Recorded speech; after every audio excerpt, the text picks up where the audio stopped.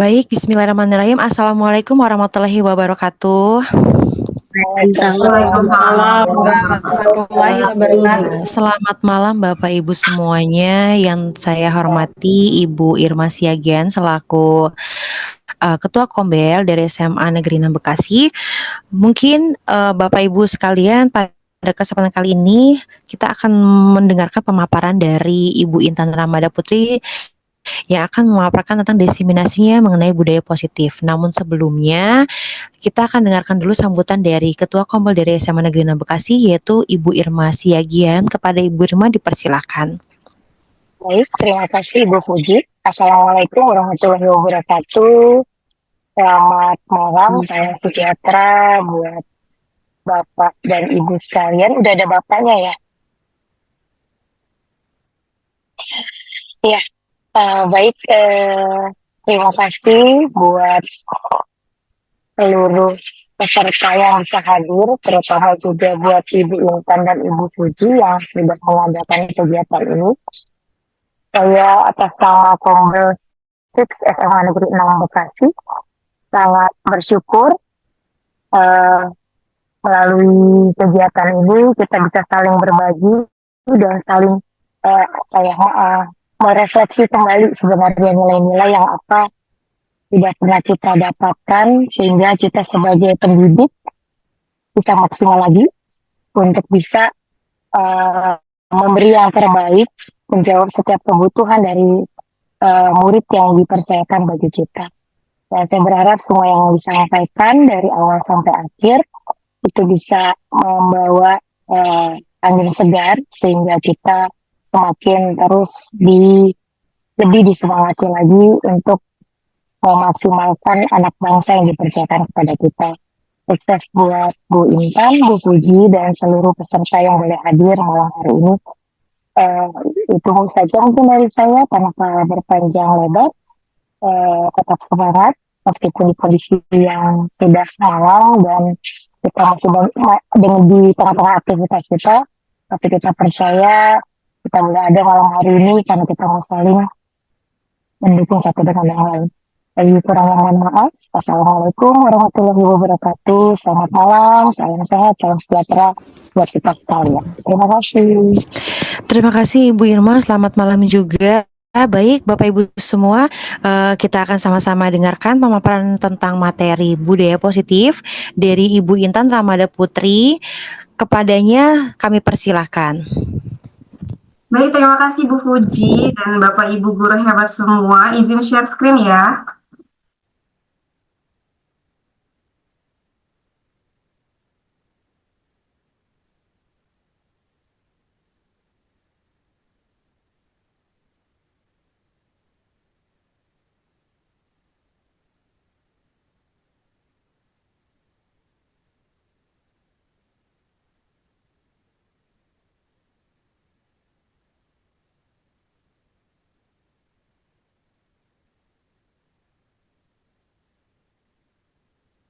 Apa sudah terlihat Bapak Ibu? Sudah Ibu. Terima kasih. Sebelumnya perkenalkan Bapak Ibu, saya Intan Ramada Putri, salah satu calon guru penggerak angkatan 10 yang mohon izin untuk menyampaikan pemahaman tentang budaya positif. Mungkin pemahaman-pemahaman ini yang sebenarnya kita udah pahami dan mudah-mudahan pada malam ini bisa dipahami lebih mendalam lagi sebagai bekal kita sebagai pendidik di sekolah masing-masing. Oke, untuk tujuan diskusi kita kali ini atau diseminasi hari ini yaitu mendemonstrasikan pemahaman mengenai konsep budaya positif yang di dalamnya ada konsep perubahan stimulus respon dan teori kontrol, ada 3 teori motivasi perilaku manusia, ada motivasi internal dan eksternal, keyakinan kelas, hukuman dan penghargaan, 5 kebutuhan dasar manusia, dan 5 posisi kontrol guru, serta yang terakhir adalah segitiga restitusi. Sebelum kita masuk ke materi, ada beberapa pertanyaan pemantik nih, yang agak sedikit menggetarkan hati Bapak Ibu mungkin. Selama ini yang kita terapkan di sekolah, mungkin tanpa kita sadari kita pernah ngasih hukuman kepada anak-anak ya. Apakah hukuman itu yang kita berikan kepada anak itu mendisiplinkan anak untuk kedepannya, atau pemberian hukuman itu pemberian hukuman dengan hal positif seperti membaca atau membersihkan halaman dapat meningkatkan disiplin anak, atau dengan memberi penghargaan yang dapat meningkatkan motivasi belajar anak. Sambil kita renungi bareng-bareng ya Bapak Ibu, mungkin tanpa kita sadari kita pernah juga ngasih hukuman, atau kita juga pernah ngasih hukuman dengan di cover oleh hal-hal yang positif, walaupun itu tetap menjadi hukuman. Terus atau mungkin kita kasih penghargaan justru. Apakah penghargaan itu bisa menimbulkan motivasi belajar anak yang berasal dari dalam diri, atau hanya saat diberi penghargaan aja? Jadi pertanyaan-pertanyaan ini yang sebenarnya pribadi saya juga saya ulang-ulang dalam pikiran saya, agar saya kedepannya bisa merefleksi diri saya, benar nggak ya saya melakukan ini? Nah, materi saya yang akan saya bawakan hari ini yaitu tentang disiplin positif. Apa sih yang ada di dalam disiplin positif? Sebenarnya disiplin positif ini adalah segala sesuatu yang udah kita lakuin sehari-hari, tapi mungkin kita tidak tahu nih klasifikasinya. Mungkin ada 5 posisi kontrol, kita nggak tahu kita berada di mana sebenarnya. Jadi jujur aja, saat saya dapat pemahaman tentang disiplin positif ini, lebih banyak saya merenungi diri saya sendiri gitu. Apakah yang sudah saya lakukan selama ini sudah benar, atau ada yang perlu diperbaiki? Mudah-mudahan setelah kita dapat pemahaman ini bareng-bareng, kita masing-masing guru ini bisa merefleksi diri kita masing-masing. Jadi apa sih yang dibahas dari disiplin positif ini? Tentunya yang pertama ada makna disiplinnya itu sendiri. Jadi disiplin ini belajar kontrol diri dengan menggali potensi kita agar tercapai tujuan mulia, yaitu sesuatu menjadi seseorang yang kita inginkan berdasarkan nilai-nilai yang kita hargai.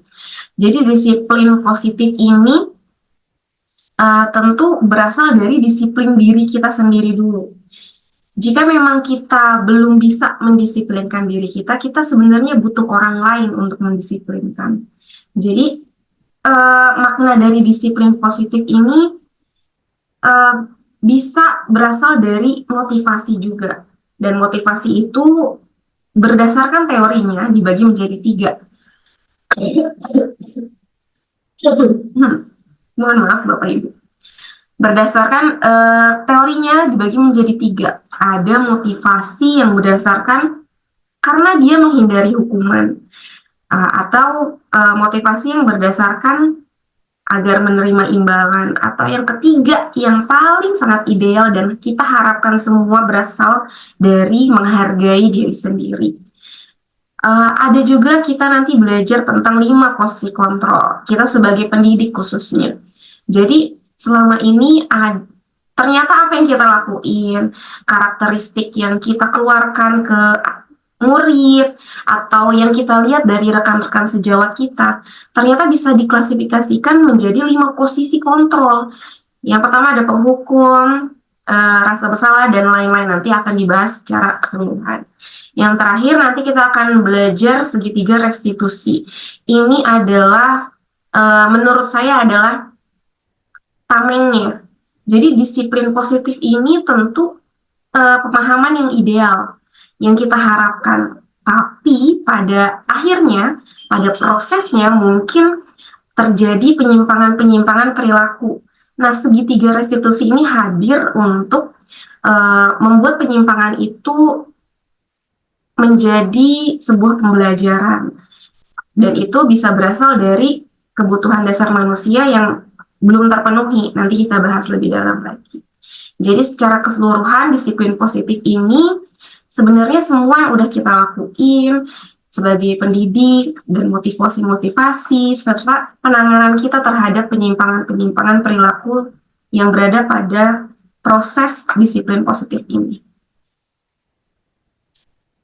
Oke, kalau kata Ki Hajar Dewantara, kita itu sebenarnya harus merdeka. Tapi merdeka itu artinya tidak hanya terlepas dari perintah, akan tetapi juga cakap untuk memerintah diri sendiri. Jadi merdeka di sini tidak menyalahi damainya masyarakat. Dia nggak sesuka-sukanya merdeka aja, tapi dia juga tetap berada pada alurnya, dan dia juga bisa mendisiplinkan diri sendiri, cakap untuk memerintah diri sendiri sesuai dengan nilai-nilai kebajikan yang ada. Nah, di sini ada teori motivasi perilaku manusia. Sambil kita renungin juga nih, selama ini yang kita lakuin itu, janganlah ke murid dulu gitu ya. Kadang kita coba berkaca dulu pada diri sendiri. Kita itu ngelakuin ini, apakah supaya menghindari ketidaknyamanan? Contoh kecilnya misalkan, kita masuk ke kelas tepat waktu sebagai guru. Apakah itu karena takut ditegur oleh kepala sekolah atau kepada dari Wakasek atau pemangku jabatan yang lain gitu, atau karena kita pengen jadi guru berprestasi, mendapat imbalan, atau memang itu berasal dari diri kita sendiri. Oh, ini udah menjadi tupoksi saya sebagai guru, jadi saya harus masuk tepat waktu. Nah, itu tujuan akhirnya itu adalah motivasi yang ketiga ini, menghargai diri sendiri. Kalau yang dua di atas, untuk menghindari ketidaknyamanan, mendapatkan imbalan, itu adalah motivasi ekstrinsik yang berasal dari luar. Jadi faktor-faktor utamanya berasal dari luar. Kalau yang intrinsik itu yang benar-benar dari hati, dari diri sendiri, yang tahu dan menghargai apa yang menjadi tugasnya, apa yang menjadi tupoksinya, dan itu berasal dari hati. Karena apapun yang berasal dari hati, perjalanan kesananya juga akan direspon dengan hati juga. Ini untuk motivasi ya Bapak Ibu. Nah, ini lanjut ke restitusi. Nah, restitusi itu adalah proses menciptakan kondisi bagi murid untuk memperbaiki kesalahan mereka, sehingga mereka bisa kembali kepada kelompok mereka dengan karakter yang lebih kuat. Jadi kita sering banget nih ya, itu adalah kegiatan kita sehari-hari, menemukan masalah, dari mulai masalah karakter, dari murid kita masing-masing, itu tuh terjadi sehari-hari. Penyimpangan perilaku, tapi bagaimana kita menyikapinya, itu pilihan kita.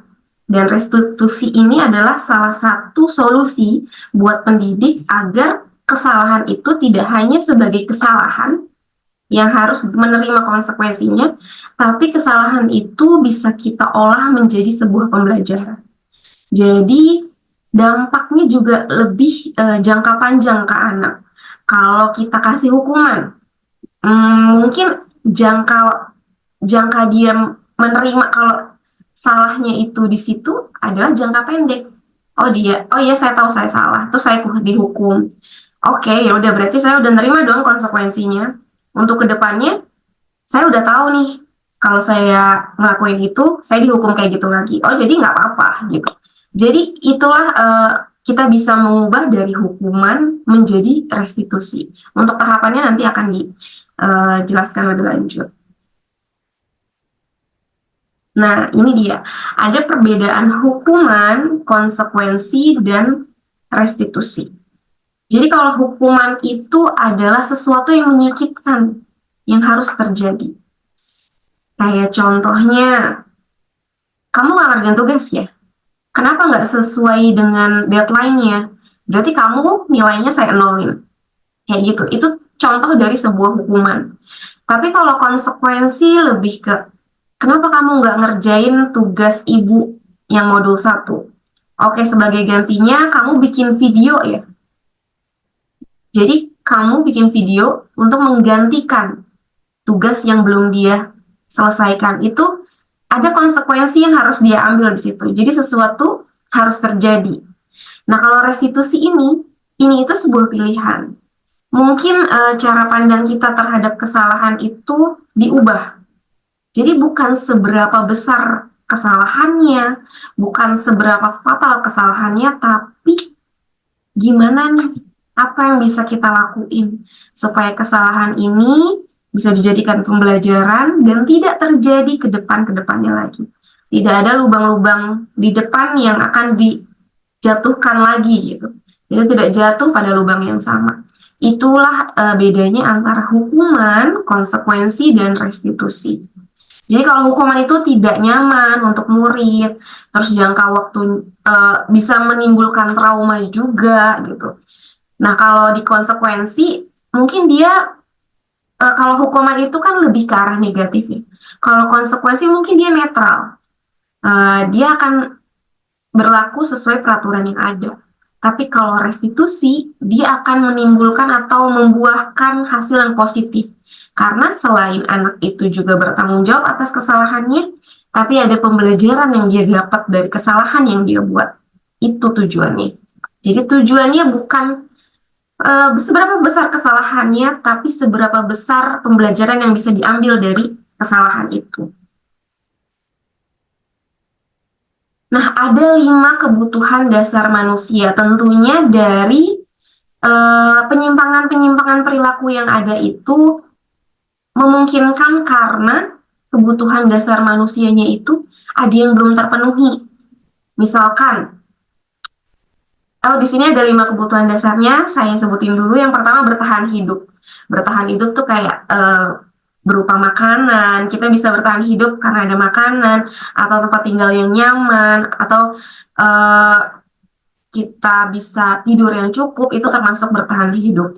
Atau yang kedua itu ada kasih sayang. Itu salah satu kebutuhan dasar manusia atau rasa ingin diterima. Dan yang ketiga ada kebebasan, ada kesenangan, dan penguasaan.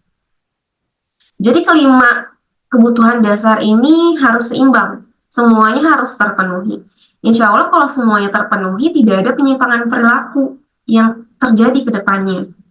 Contoh, misalkan dia belum sarapan berangkat ke sekolah, lalu dia lemes gitu, atau ngantuk karena belum sarapan. Jadi pas pelajaran di kelas, dia tidak fokus. Nah, itu sebuah penyimpangan perilaku sebenarnya. Yang bisa kita lihat ternyata ada satu kebutuhan dasar dia yang belum terpenuhi pagi ini gitu.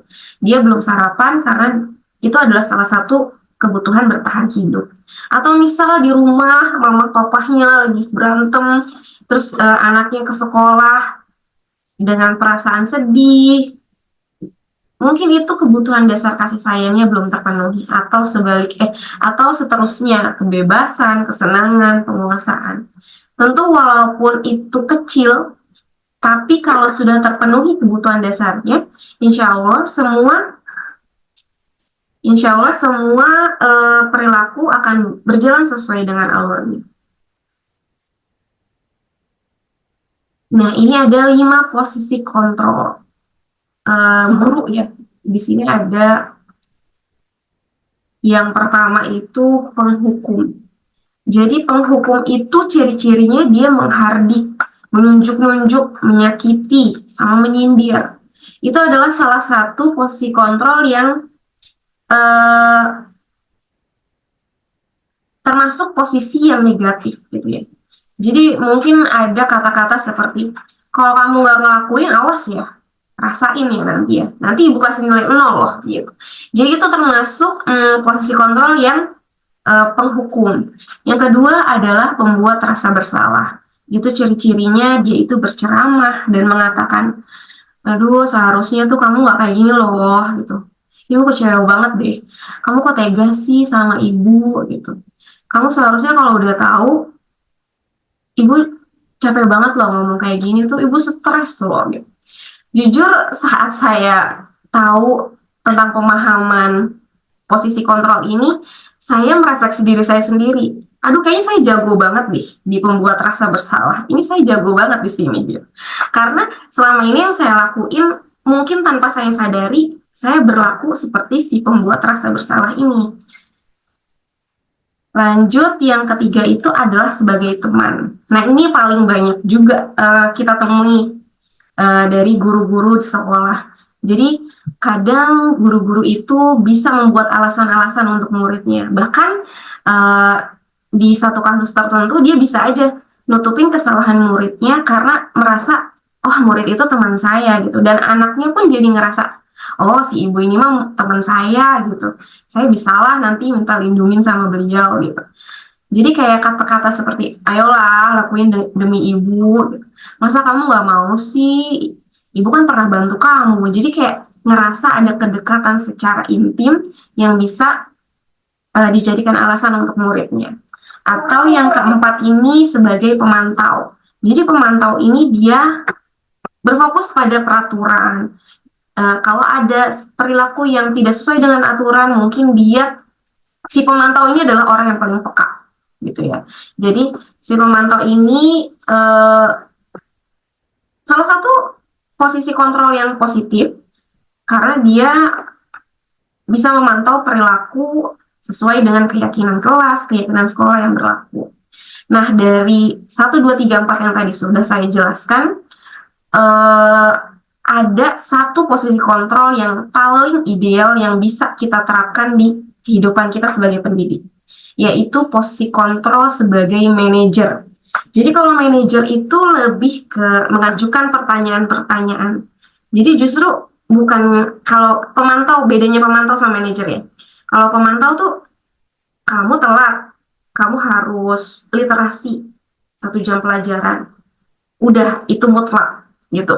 Tapi kalau manajer mungkin dia bisa mengajukan pertanyaan-pertanyaan yang nantinya akan menuntun si anak-anak ini untuk berpikir kritis, untuk mencari solusi dari apa yang telah dia lakukan gitu. Jadi mungkin dia bisa mengajukan pertanyaan seperti apa sih yang kita yakini, apa yang bisa kamu kerjakan untuk memperbaiki masalah ini. Jadi bukan pakem seperti pemantau tadi ya, kamu salah ini konsekuensinya ini.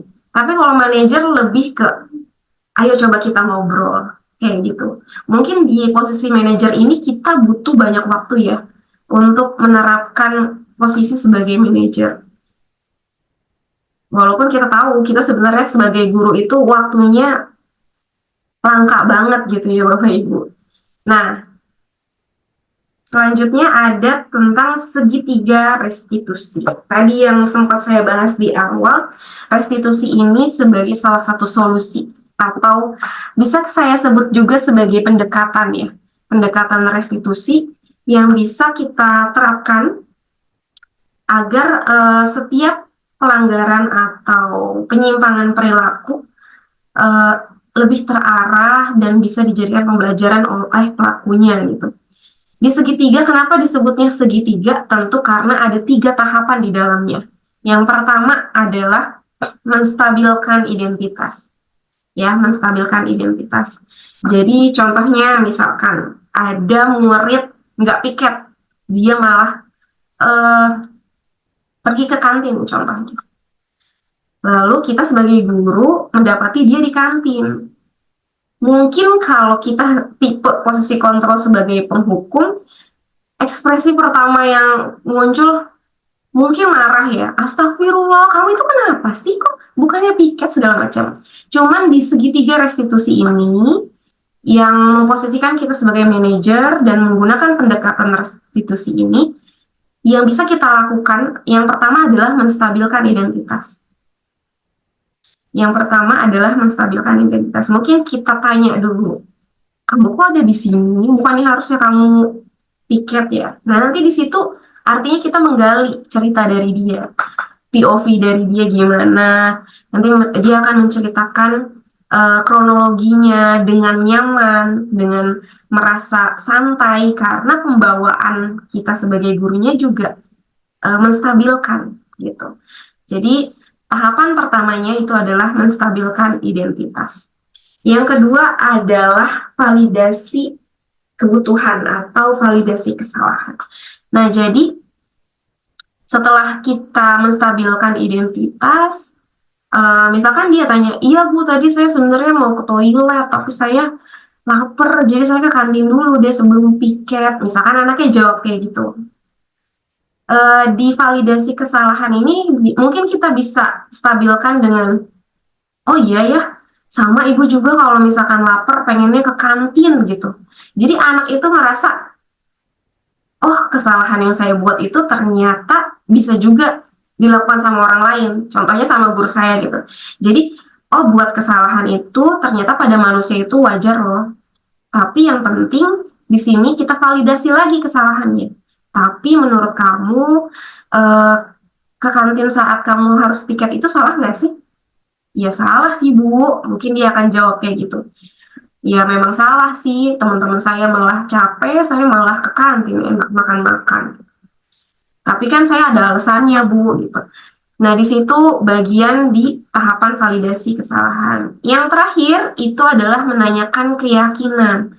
Jadi dari cerita-cerita dia, dari pengakuan kesalahan dia, nah kita gali lagi tuh. Kamu ngerasa nggak sih kalau misalkan eh, apa yang kamu lakuin ini tuh nggak sejalan sama keyakinan yang kita sepakati di kelas gitu? Iya sih Bu, saya kan harusnya lebih disiplin untuk menjaga kebersihan di kelas ya, sesuai dengan keyakinan yang telah saya sepakati. Lalu mungkin di bagian menanyakan keyakinan kita tanya juga, kamu ini mau jadi orang kayak gimana nanti ke depannya? Supaya kamu mengarah ke sana, kira-kira kamu harus berperilaku seperti apa gitu. Jadi di segitiga restitusi ini adalah lebih menempatkan kita untuk memakai hati. Jadi uh, meluangkan waktu untuk berbicara, mengobrol satu dari hati ke hati sama murid atau pelaku dari si penyimpangan perilaku itu. Oke, udah habis berarti. Begitu ya Bapak Ibu untuk penjelasan tentang disiplin positif yang tadi sudah saya jelaskan dari mulai kebutuhan dasar manusia, teori motivasi, terus ada 5 posisi kontrol, segitiga restitusi, dan disiplin positif. Mungkin cukup sekian Bu Fuji. Saya tutup. Jika ada pertanyaan atau tanggapan, saya kembalikan kepada Bu Fuji. Oke, baik, Bu Intan, luar biasa sekali atas pemaparannya, benar-benar merefleksi banget ya, menghujam sangat dalam gitu kan, karena memang sebagai pendidik ini kita sejatinya butuh banget materi ini agar kita bisa lebih baik lagi dalam memberikan tuntunan terbaik untuk buat kita. Baik, Bapak Ibu semua, bagi yang ingin bertanya maupun memberikan tanggapan, umpan balik ataupun refleksi terhadap apa yang disampaikan oleh Ibu Intan, dipersilahkan Bapak Ibu.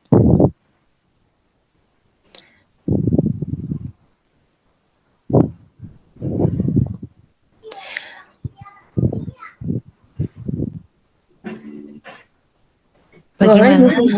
Oh iya, siap. Ibu Fiska, mangga Ibu dipersilakan. Iya, terima kasih.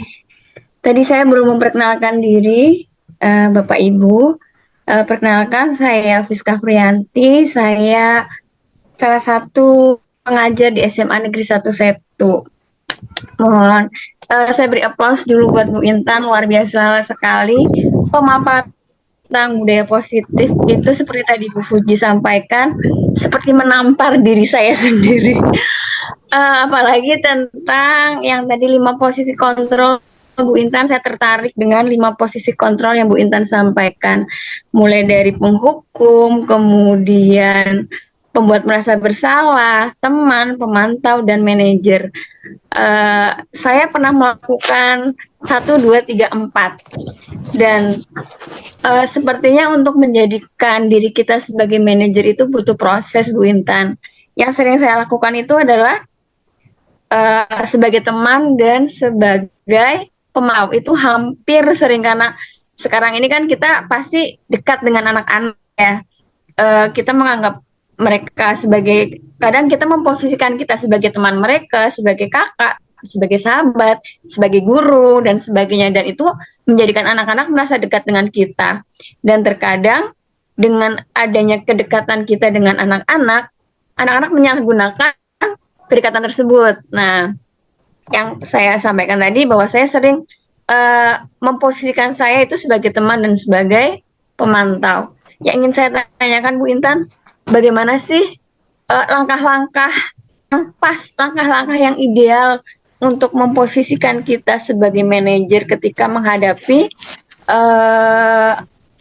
masalah anak gitu Bu Intan. Terima kasih, itu saja. Bu Fuji, terima kasih. Saya akhiri, wassalamualaikum warahmatullahi wabarakatuh. Baik, Waalaikumsalam warahmatullahi wabarakatuh. Apakah Bu Intan ingin langsung menjawabnya saja? Baik, langsung aja ya Bu Fuji. Baik, silakan. Dipersilakan Bu. Ya, izin. Bu Fiska, terima kasih apresiasi hangatnya. Dan tadi kita sempat curhat juga ya jadinya tentang 5 posisi kontrol. Betul sekali gitu. Tadi Bu Fiska bilang sering menerapkan sebagai teman, sebagai pemantau. Dan kebetulan Bu Fiska adalah salah satu teman saya. Dan saya tahu benar bagaimana Bu Fiska menempatkan itu kepada anak-anak. Menurut saya tadi Bu Fiska udah mengklasifikasikan diri Bu Fiska berada di mana aja, itu udah suatu refleksi yang luar biasa. Tidak semua orang bisa merefleksikan diri, merendahkan hati buat melihat ke belakang, kira-kira kita ada yang salah nggak ya? Kita ada yang kurang nggak ya? Apa ya yang mau kita tambahin untuk kedepannya? Itu adalah salah satu modal utamanya Bu Fiska untuk berubah jadi manajer menurut saya. Karena ternyata motivasi intrinsik yang Bu Fiska punya ini udah mulai muncul. Jadi Bu Fiska sudah bisa menghargai, oh ternyata kemarin itu harga saya masih di sekitar teman aja nih, atau pemantau. Motivasi itu nanti semakin bertambah pemahamannya, menurut saya semakin Bu Fiska lebih termotivasi lagi untuk berubah jadi manajer. Jujur kalau saya suruh kasih tips juga saya belum mencapai ke sana ya Bu Fiska. Karena tadi saya bilang, saya juga pernah merasakan hampir semua dari semua posisi kecuali si manajer ini yang paling ideal. Paling jago banget saya di pembuat rasa bersalah itu. Karena dua posisi kontrol yang tadi pertama itu penghukum dan pembuat rasa bersalah adalah posisi yang negatif. Mungkin teman dan pemantau itu masih dalam posisi yang positif Bu Fiska. Dan insya Allah nanti kalau Bu Fiska terus mengasah motivasi intrinsiknya, Bu Fiska akan lebih bisa jadi manajer lagi. Saya yakin sih itu. Oke, terima kasih. Sama-sama belajar intinya ya Bu Intan ya. Betul Bu Fiska. Semangat. Baik. Ya, terima kasih. Terima kasih Bu Intan, Bu Fuji. Baik, terima kasih Bu Fiska atas pertanyaannya dan juga jawabannya luar biasa dari Ibu Intan. Selanjutnya ini ada dari Ibu Irma, sudah mengangkat tangan. Ya, baik.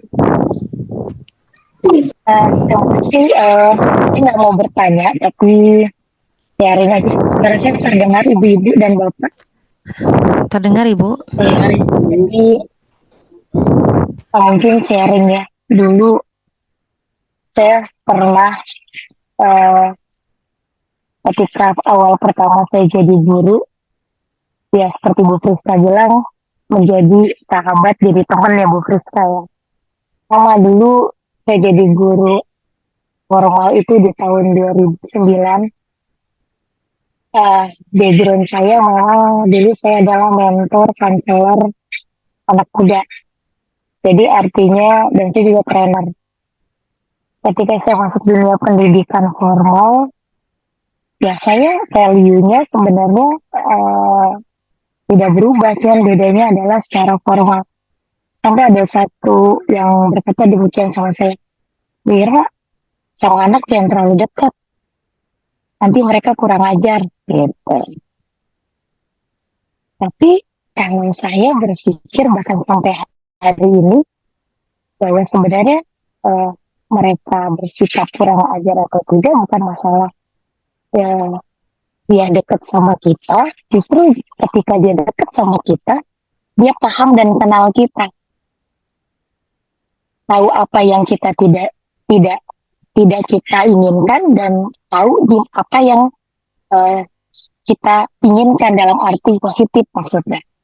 Nah, yang menjadi dasarnya adalah value.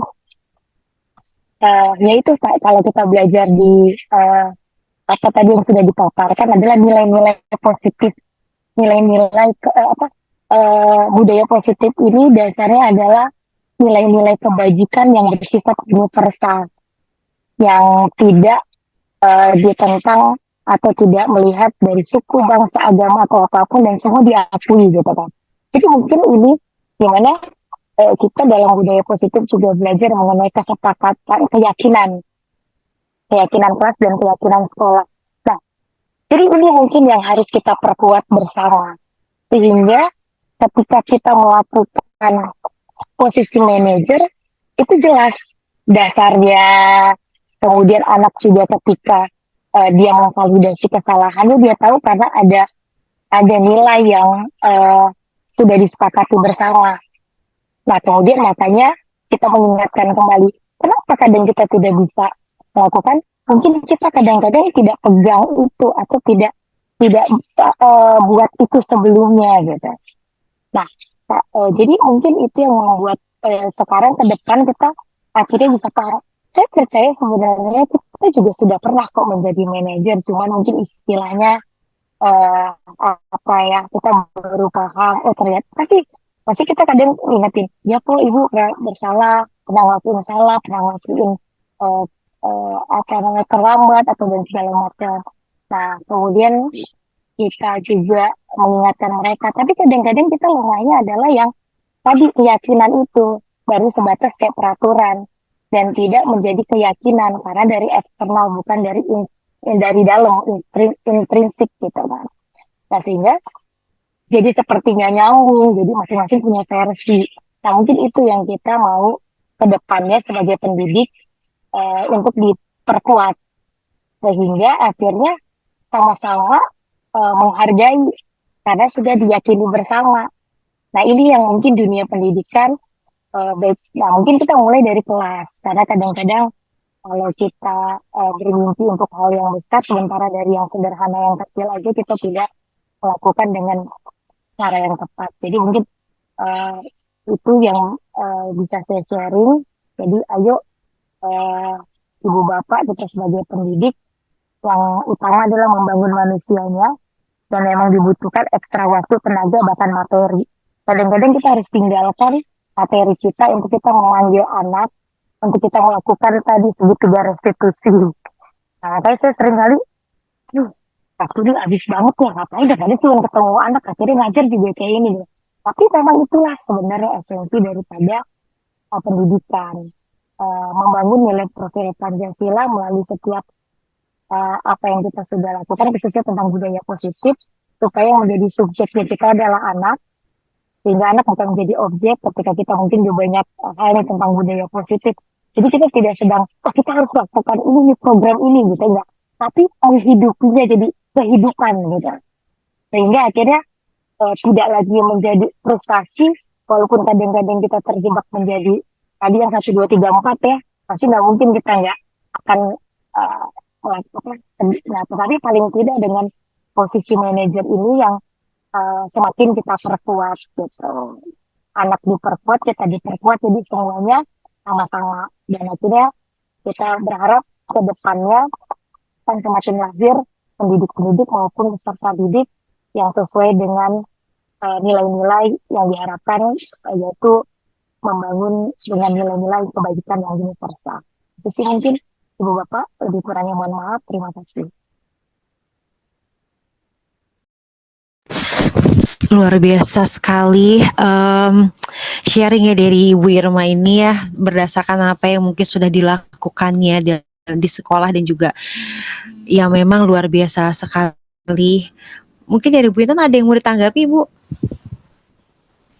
Iya, boleh Bu Puji. Terima kasih Bu Irma atas sharingnya.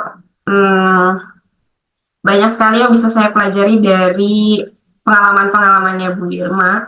Mudah-mudahan nanti ke depannya setelah kita bisa tahu pemahaman tentang budaya positif, segitiga restitusi, dan semuanya ini, dan pemahaman itu kita hidupi bareng-bareng di kehidupan kita sehari-hari, kita bisa menuai apa yang kita tanam gitu.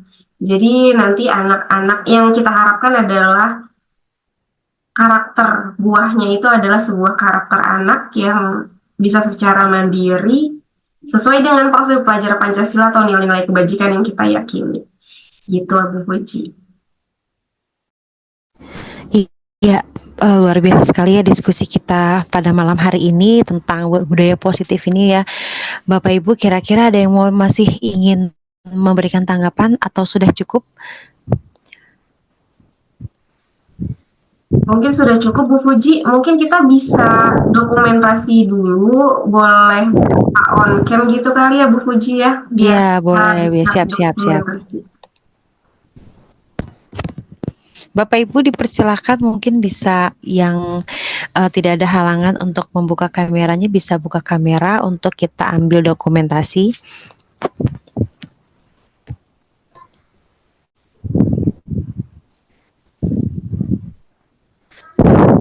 Bu Intan bisa langsung di screenshot ya Bu Intan? Siap, saya nunggu semuanya dulu nih. Siap. Ya. Karena kita sesinya malam gitu ya Bu Fuji ya. Jadi mohon maaf ya Bapak Ibu kalau mengganggu waktunya. Oke, ini udah mayoritas buka kamera. Saya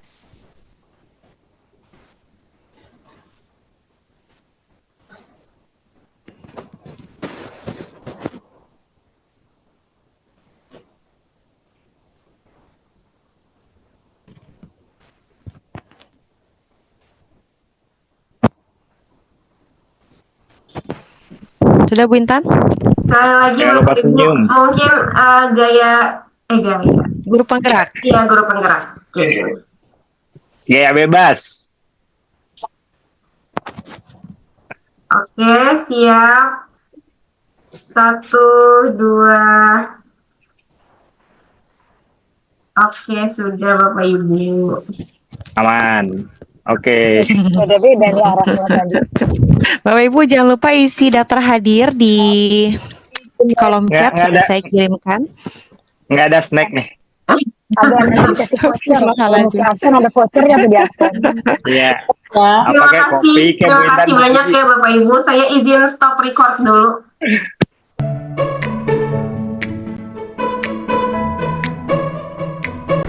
Assalamualaikum warahmatullahi wabarakatuh. Perkenalkan, nama saya Diana Risanti sebagai guru seni tari SMA Negeri 6 Kota Bekasi. Saya mau memberikan umpan balik kepada Bu Intan terkait pemaparannya di presentasi CGP 10 SMA Negeri 6 Kota Bekasi semalam. Saya merasa senang dengan adanya materi tersebut. Saya jadi bisa mengevaluasi apakah saya sudah baik menjadi guru.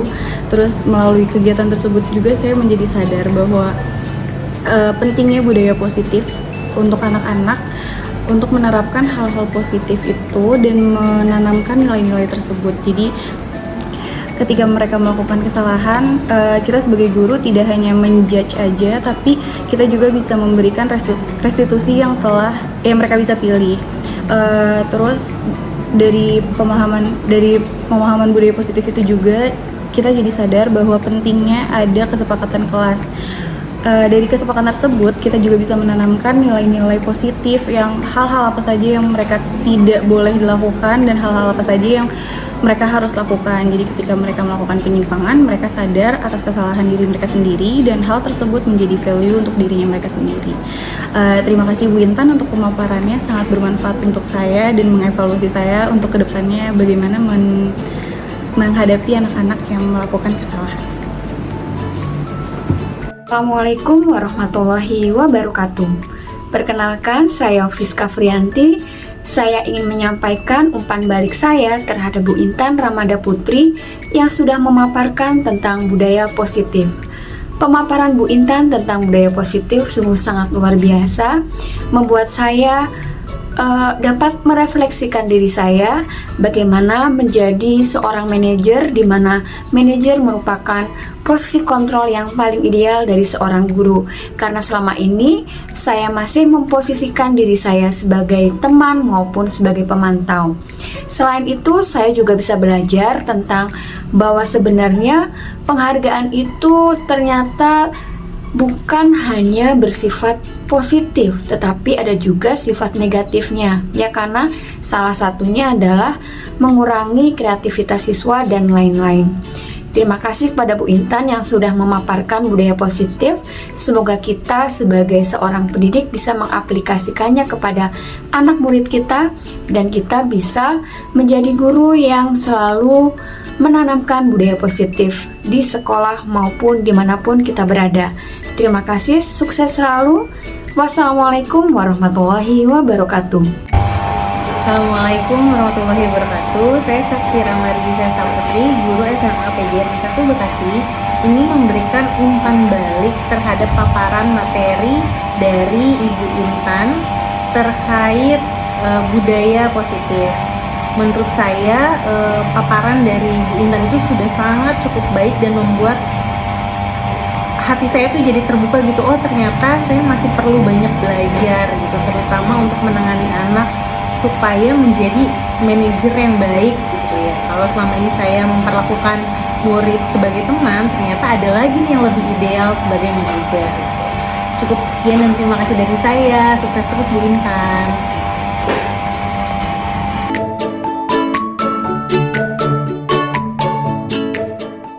Assalamualaikum warahmatullahi wabarakatuh. Waalaikumsalam warahmatullahi wabarakatuh. Terima kasih atas waktunya udah bareng-bareng ke perpus buat mempraktekkan satu kegiatan, yaitu kita mau buat keyakinan kelas. Apa itu keyakinan kelas? Ada yang tahu? Agama. Bukan, lain ya. Itu keyakinan dalam hati nurani, itu namanya agama. Tapi kalau keyakinan kelas itu mirip-mirip sama yang namanya peraturan kelas. Apa itu peraturan? Kalau peraturan bedanya sama keyakinan. Kalau peraturan itu adalah dibuat untuk dipatuhi oleh semuanya, ya. Tapi kalau keyakinan yang buat itu dari kita untuk kita. Jadi kita meyakini, kita bareng-bareng semuanya menjalankan. Nah, Ibu mau tahu nih dari kalian nih kelas 11D, kalian punya impian gak sih mau punya kelas yang kayak gimana? Misalkan contoh saya mau punya kelas yang gak berisik. Nah, kalian coba tuliskan di sticky notes yang udah Ibu sebarkan. Nanti coba kita rangkum bareng-bareng dari semua impian kalian dan kita bikin keyakinan kelas versi kelas kita. Gitu ya. Bisa dipahami? Bisa. Ada yang mau ditanyakan? Sudah? Ada yang sudah?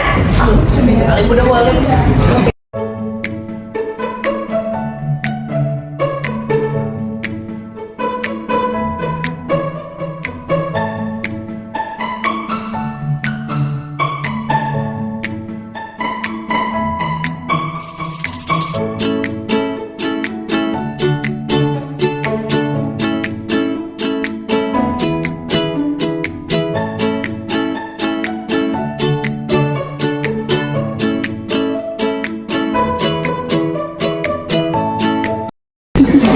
Sudah? Semua sudah ngumpulin?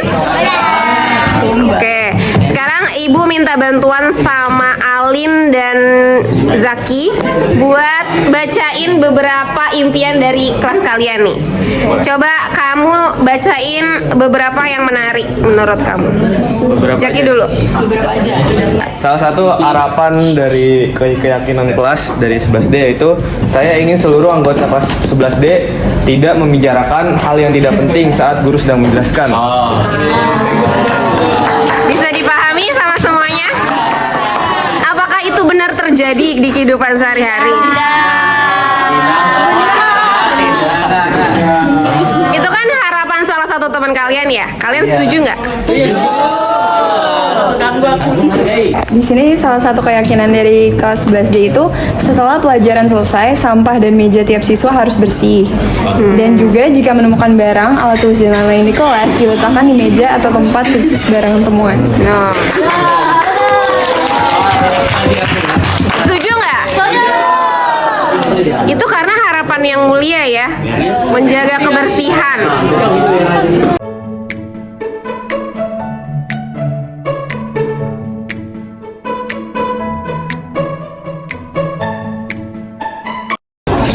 Dah semuanya, ini Alin dan Zaki sudah mengklasifikasikan impian kalian. Ada yang menggunakan kata-kata positif, di dalamnya ada juga yang pakai kata-kata negatif seperti dilarang, jangan, saya nggak suka, kayak gitu ya. Boleh dibacain yang negatif Zaki dan Alin? Ada berapa? Ada 2. Ini yang pertama itu, yang negatif itu dilarang mengajak anak kelas lain masuk ke dalam kelas. Oh, adakah yang suka ngajak? Menurut kalian ngajak teman ke kelas itu baik atau enggak? Baik. Tergantung sih ya lah. Nah, betul. Enggak. Kecuali kalau misalkan ngajaknya ngajak pacar contoh. Kalau temen gak apa-apa, kalau pacar gak boleh. Kalau gak ada keperluan. Nah, kalau temen pun mungkin kalau bikin rusuh aja mending nggak usah nggak sih? Itu benar terjadi di kelas. Oke, itu satu. Yang kedua coba yang negatif. Yang kedua yang negatif tuh, saya nggak mau teman-teman 11D berisik saat guru menjelaskan dan tidak peduli pada kebersihan kelas. Betul? Apakah masih berisik saat guru menjelaskan?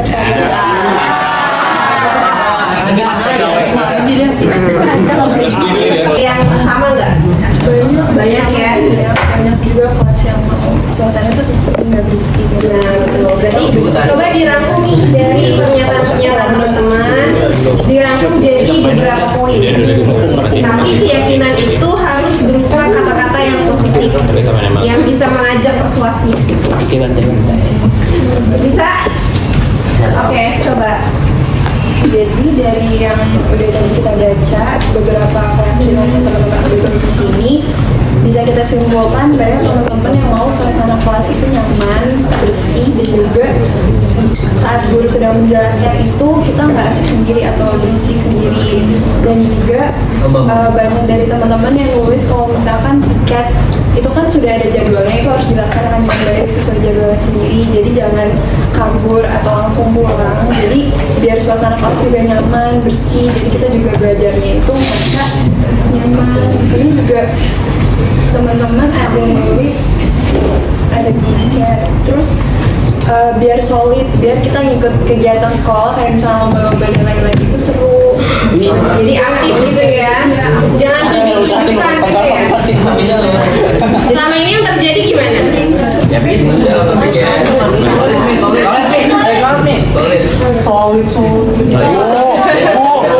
Berarti kan gini teman-teman, coba perhatiin.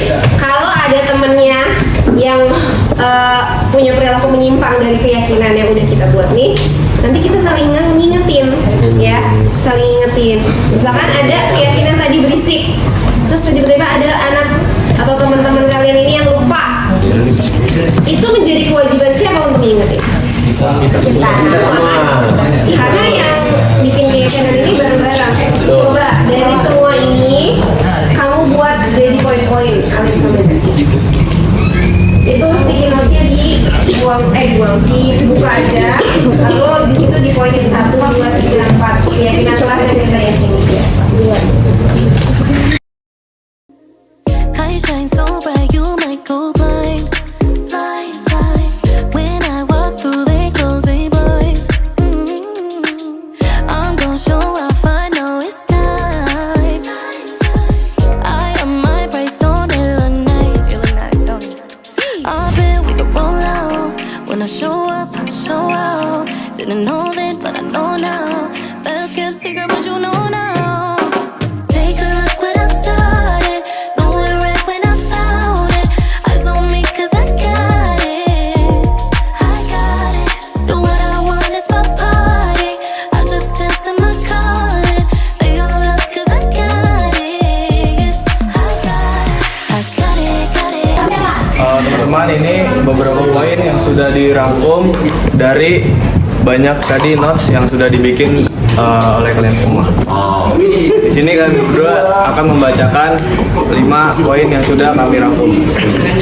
Yang pertama, suasana kelas yang tidak ramai saat guru menjelaskan. Banyak sekali tadi yang nulis seperti itu di notes. Yang kedua, melaksanakan piket sesuai jadwal yang ditentukan agar kelas bersih dan nyaman. Jadi tidak ada lagi yang kabur-kaburan saat pulang sekolah. Termasuk Zaki. Iya. Masya Allah. Yang ketiga, aktif berpartisipasi dalam berbagai kegiatan sekolah. Misalnya ada keperluan untuk seminar, dipilih beberapa orang dari kelas ataupun lomba, itu jika ditunjuk langsung setuju aja.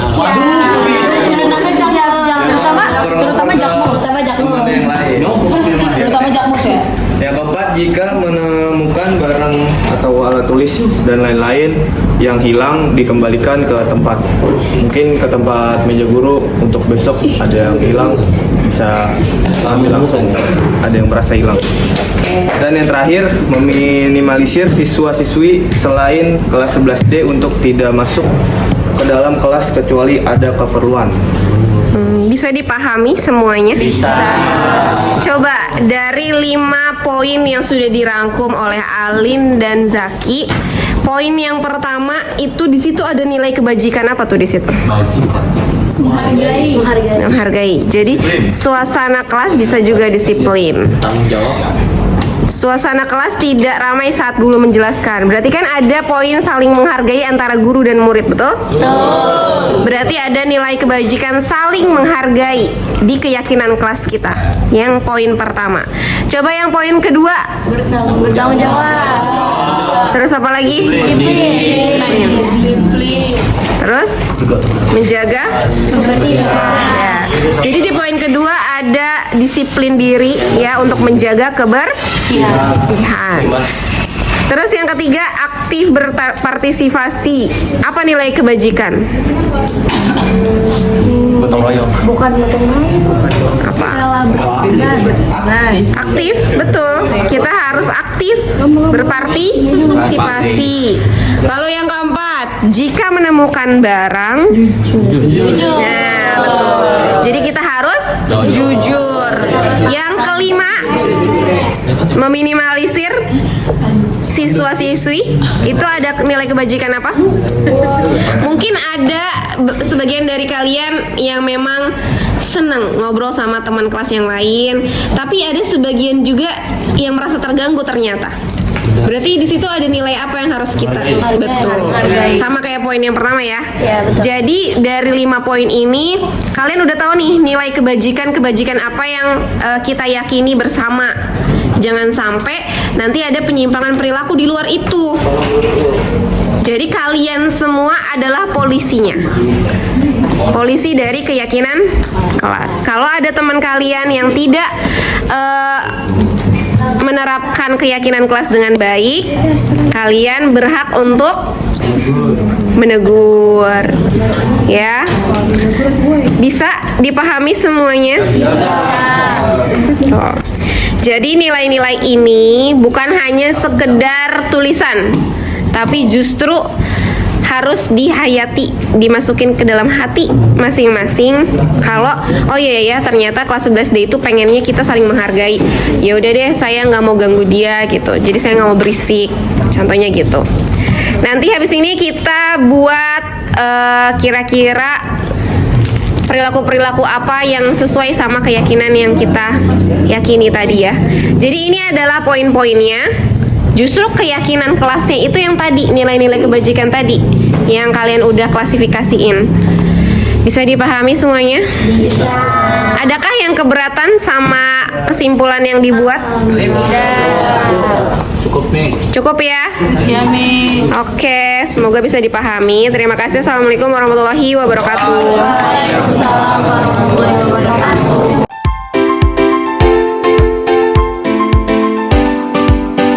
Assalamualaikum warahmatullahi wabarakatuh. Perkenalkan, nama aku Kayla Dara dari kelas 11D. Jadi di sini aku bakal menanggapi mengenai keyakinan kelas yang udah dibuat oleh kelas 11D. Menurut aku, keyakinan kelas yang udah dibuat itu sangat penting dan sangat banyak manfaatnya bagi kelas 11D dan juga bagi siswa-siswinya. Terutama buat bagi diri kita sendiri, yaitu anggota kelas 11D. Karena jadinya anggota kelas 11D itu bisa mengutarakan atau mencantumkan apa yang dia inginkan terhadap kelas 11D.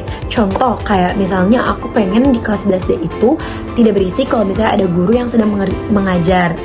Dan yang lain-lainnya, misalnya teman-teman aku menginginkan ikat berjalan sesuai jadwalnya. Jadi menurut aku keyakinan kelas itu penting sekali untuk dibuat agar semuanya tertib, semuanya saling menghargai apa yang diinginkan semua anggota dalam kelas tersebut. Mungkin itu aja tanggapan dari aku. Sekian, wassalamualaikum warahmatullahi wabarakatuh.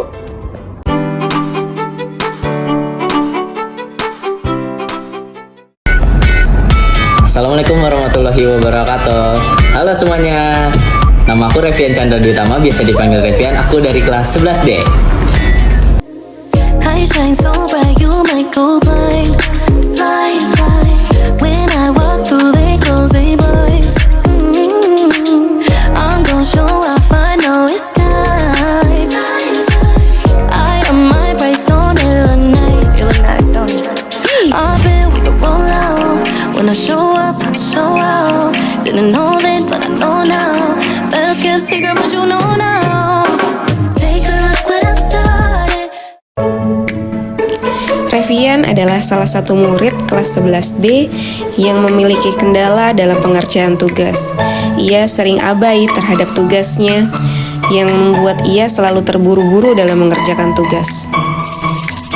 Mungkin awalnya hanya 1-2 tugas saja yang diabaikan, namun dari tugas-tugas yang diabaikan bertumpuk menjadi tugas yang lebih banyak lagi, dan itu menjadi sulit untuk dikerjakan.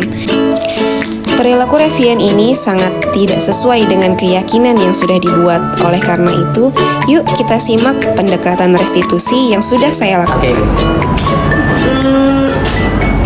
Revian, kemarin waktu pelajaran matematika, kamu ngerjain tugasnya terlambat ya? Iya Bu, aku terlambat ngerjain tugas. Kenapa? Kok bisa? Itu yang pertama aku tuh banyak banget yang aku kerjain, terus di tugas rumah, terus ada juga tugas-tugas ekskul dan lain-lain. Jadi ada kayak tugas matematikanya itu jadi sedikit terlambat juga Bu buat ngerjainnya. Jadi kayak waktunya nggak sempet juga, terus aku kayak sering kegoda gitu buat ngerjain tugas, jadi kayak lebih sering scroll IG, TikTok. Jadi waktunya kebuang sia-sia buat hal-hal kayak gitu sih Bu. Kamu suka tadi bilang suka bantu-bantu di rumah, terus kegiatan ekskul, banyak juga kegiatan kamu ya? Iya lumayan banyak sih Bu, tapi sebenarnya itu bukan jadi alasan atau faktor utamanya lah. Karena faktor utamanya menurutku masih kayak main HP-nya tuh nggak maksimal, cuma buat hiburan doang. Hiburan, banyak hiburannya ya. Ya berarti kamu ternyata punya kegiatan yang banyak juga loh. Belum tentu ibu kalau punya kegiatan sebanyak kamu kuat buat ngejalanin hari-hari, ditambah lagi ada tugas-tugasnya banyak. Nah, kamu kalau di rumah emang bantu-bantunya apa tuh? Oh di rumah biasanya aku bantu ini sih jemur, terus nyuci piring, habis nyuci piring terus ya kadang mama tuh suka masak sayur gitu. Kalau masak sayur biasanya aku bantuin, cuman kalau kayak masak daging-dagingan aku kan nggak terlalu tahu tuh. Belum belajar ya? Belum belajar karena kata mamaku tingkat kematangannya tuh harus pas, jadi aku nggak terlalu paham kalau daging-dagingnya. Oh gitu, bagus dong, berarti kamu ada hal bermanfaat yang kamu lakukan gitu ya. Tapi di samping hal-hal bermanfaat itu ada tadi hiburan-hiburan yang kamu cari ya, mungkin kamu pernah sama kegiatan-kegiatan yang kamu lakukan keseharian gitu. Tapi menurut kamu dengan menyampingkan tugas individu itu baik nggak? Enggak sih Bu, bukan hal yang baik itu. Iya, bukan hal yang baik, bukan budaya yang positif yang harus kamu terapkan kan. Nah, kira-kira dari keyakinan kelas yang udah kita buat atau keyakinan sekolah yang sudah kamu yakini, dari nilai-nilai itu yang kamu lakuin ini tuh kira-kira menyalahi nilai yang mana? Nah ini, menyalahi nilai tanggung jawab dan juga disiplin waktu sih.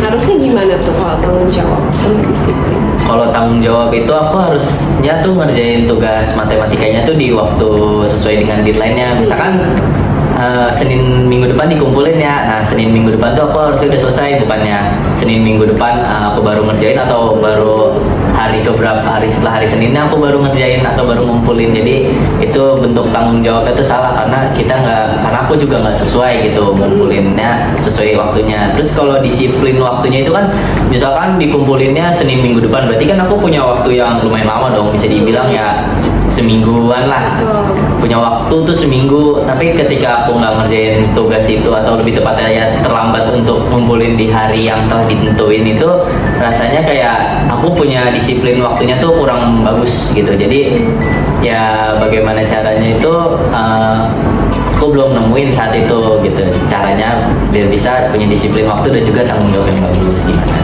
Berarti keyakinan kamu tentang disiplin sama tanggung jawab itu tidak tergambar dari perilaku kamu yang tidak mengerjakan tugas itu ya? Iya Bu. Iya, berarti kamu harus masih banyak belajar. Nah, kira-kira nih untuk kedepannya hal apa aja sih yang bisa kamu lakuin supaya nilai-nilai itu, keyakinan-keyakinan itu udah cukup tergambar di diri kamu nih? Karena ibu lihat dari pengakuan kamu yang tidak ngerjain tugas sesuai waktunya itu masih menyalahi gitu. Kira-kira kalau kedepannya harapan Revian akan tumbuh jadi orang yang kayak gimana? Kalau harapan aku sih aku pengen jadi orang yang lebih berpribadi yang mempunyai tanggung jawab yang tinggi, terutama kepada diri sendiri dulu aja. Terus yang kedua ya punya disiplin waktu, manajemen waktunya juga diatur dengan baik. Jadi aku pengen ketika ada sesuatu yang misalkan ada waktu free nih, aku usahain buat kayak misalkan kalau scroll IG dan TikTok itu kan kayak semacam hiburan, aku usahain hal-hal yang kayak gitu tuh hal yang ada di belakang aja. Jadi setelah aku ngerjain hal-hal yang penting kayak ngerjain tugas dan ngebantu rumah juga, apalagi ngerjain tugas sekolah, itu aku usahain itu paling utama yang aku kerjain dulu. Nah setelah itu aku spare time dulu, kasih waktu buat mikir dulu kira-kira apa sih kedepannya. Jadi kayak bahasanya sih kayak ngelamun, iya kayak ngelamun, cuman ngelamunnya itu mikirin kayak nge-manage ya? Iya nge-manage, ini abis ini ngapain nih, sambil mikir-mikir kira-kira ada tugas sekolah yang lain gak nih selain tugas matematika gitu. Jadi kamu lebih terarah lagi manajemen waktunya. Betul. Gitu ya, untuk kerjain tugas, kapan harus membantu orang tua, kapan harus ekskul, kapan lagi harus cari hiburan. Sebenarnya nggak salah juga cari hiburan, kadang kan kita juga penat ya sama kehidupan sehari-hari. Nah makanya itu ternyata Revian ini sadar ya kalau misalkan hal-hal yang Revian lakuin ini salah satunya tidak ngerjain tugas sesuai waktunya ini adalah salah. Dan salahan itu bukan berarti harus direnungi, harus disedihin terus, tapi kesalahan ini kita jadikan pembelajaran untuk kedepannya. Karena setiap orang dalam perjalanannya pasti ngelakuin kesalahan kan, dan itu wajar sekali. Bahkan ibu sendiri yang membantu kalian untuk meyakinkan keyakinan kelas, ibu sendiri pun pasti pernah punya kesalahan. Tapi itu adalah proses untuk kedepannya jadi lebih baik. Jangan kesalahan itu hanya sekedar kesalahan aja yang kamu terima konsekuensinya, kamu terima hukumannya, tapi nggak kamu dapatkan pembelajarannya. Jadi yang ibu harapkan di sini adanya Revian mengetahui apa kesalahannya, terus kedepannya mau gimana, terus keyakinan apa yang harus Revian perbaiki, nilai-nilai kebajikannya itu menurut ibu udah diambil pelajarannya sama Revian. Jadi terima kasih kamu sudah ikut berproses bersama ibu untuk kedepannya jadi lebih baik lagi. Mudah-mudahan kesadaran akan kesalahan ini bisa berdampak baik untuk hidup kamu ke depannya ya. Makasih banyak Revian. Iya Ibu, sama. Nah, jadi hari ini aku tadi sama Bu Intan itu ngebuat reka adegan berupa kayak restitusi. Nah, buat teman-teman yang nggak tahu restitusi itu apa? Restitusi itu adalah cara pendekatan yang lebih dekat lagi. Jadi kayak gimana caranya juga bisa dekat dengan pelakunya itu. Jadi kita langsung aja nih. Kalau dari perasaan aku sendiri, perasaan yang paling ya itu kayak ngerasa deket aja gitu. Itu yang pertama, karena kayak ngerasa gitu ketika kita berbuat salah kita tuh nggak dihukum atau nggak dikasih konsekuensi. Jadi kita tidak timbul rasa takut, jadi kita malah timbul rasa hati atau merasa kita tuh dekat. Jadi kayak ngerasa apa yang kita lakuin itu, kesalahan yang kita lakuin itu bukan suatu hal yang fatal dan juga itu hal yang wajar gitu. Nah itu perasaan yang pertama saya, dan perasaan keduanya itu juga saya lebih ketika jadi lebih merasa kesalahan yang saya lakukan itu hal yang normal dan wajar. Jadi saya nggak takut gitu kalau saya berbuat salah, tapi bukan berarti saya harus berbuat salah. Jadi ketika saya berbuat salah, saya jadi kayak ngerasa nggak perlu takut gitu, karena itu hal yang biasa aja dan normal. Dan juga yang ketiga itu saya lebih bisa memikirkan apa yang akan saya dapat atau saya capai nanti untuk kedepannya. Jadi kedepannya saya jadi tahu gimana caranya untuk ini dan untuk itu. Jadi ini cukup bagus dengan cara pendekatan restitusi karena bisa bahasanya bisa jangka panjang gitu. Bagaimana cara kita untuk tidak jatuh di lubang yang sama atau melakukan kesalahan yang sama. Dan untuk harapan saya pada pendekatan restitusi ini adalah yaitu semoga tidak satu atau dua guru saja yang menerapkan proses restitusi ini, karena proses restitusi ini sangat bagus terutama di kalangan-kalangan Gen Z yang bahasanya tuh lebih pendekatan hati, pendekatan secara karakternya tuh memang sukanya tuh yang lembut-lembut sebagai anak generasi zaman sekarang. Karena saya merasa banyak anak-anak termasuk saya juga itu kayak nggak suka gitu diomel-omelin, dihukum, apalagi sampai dikata-katain. Jadi kita tuh sebagai anak-anak zaman sekarang tuh lebih suka dikasih tahu secara lembut-lembut, secara baik-baik.